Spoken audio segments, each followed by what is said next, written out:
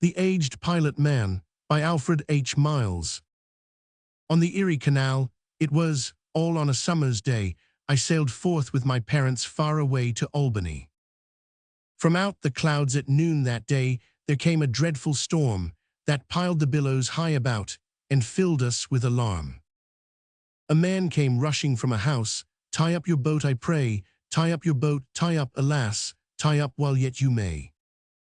Our captain cast one glance astern, then forward glanced he, and said, "My wife and little ones I never more shall see."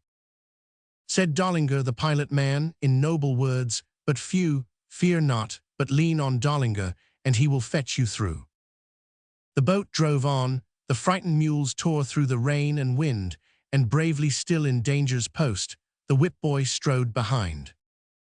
Come board," the captain cried, "nor tempt so wild a storm." But still the raging mules advanced, and still the boy strode on.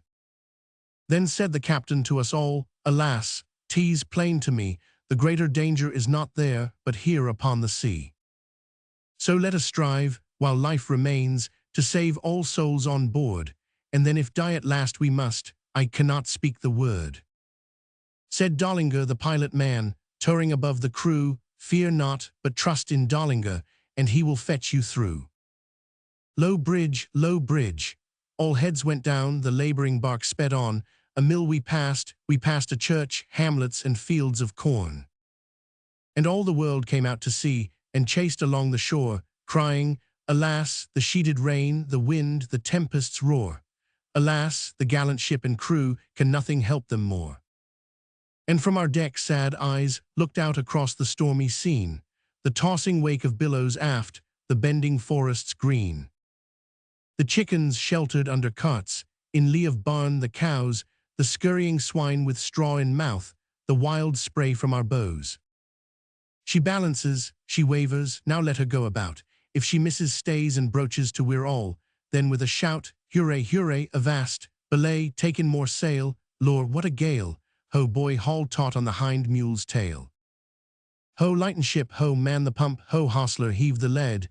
A quarter 3, 'tis shoaling fast, 3 feet large, 3 feet, 'tis 3 feet scant."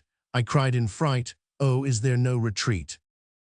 Said Dollinger the pilot man, as on the vessel flew, "Fear not, but trust in Dollinger, and he will fetch you through." A panic struck the bravest hearts, the boldest cheek turned pale, for plain to all, this shoaling said a leak had burst the ditch's bed. And straight as bolt from crossbow sped, our ship swept on, with shoaling lid, before the fearful gale. Sever the tow line, stop the mules, too late, there comes a shock.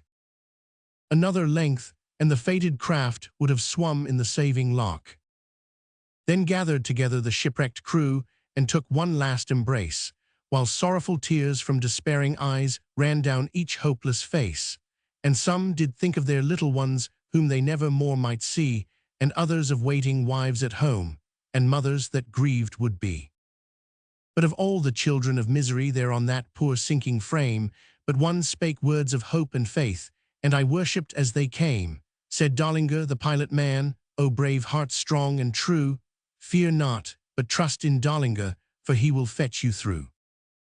Lo, scarce the words have passed his lips, the dauntless prophet saith, when every soul about him seeth a wonder crown his faith. And count ye all, both great and small, as numbered with the dead. For mariner for 40 year, on Erie, boy and man, I never yet saw such a storm, or one tea with it began. So overboard a keg of nails and anvils 3 we threw, likewise 4 bales of gunny sacks, 200 pounds of glue, 2 sacks of corn, 4 ditto wheat, a box of books, a cow, a violin, Lord Byron's works, a ripsaw and a sow. A curve, the dangers grow, labboard, stabboard, Estilla dy, so, harday port dal, Hellamally haw the head mule, the aft one G, luff, bring her to the wind.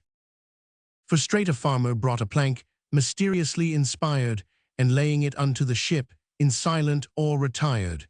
Then every sufferer stood amazed that pilot man before a moment stood, then wondering turned, and speechless walked ashore.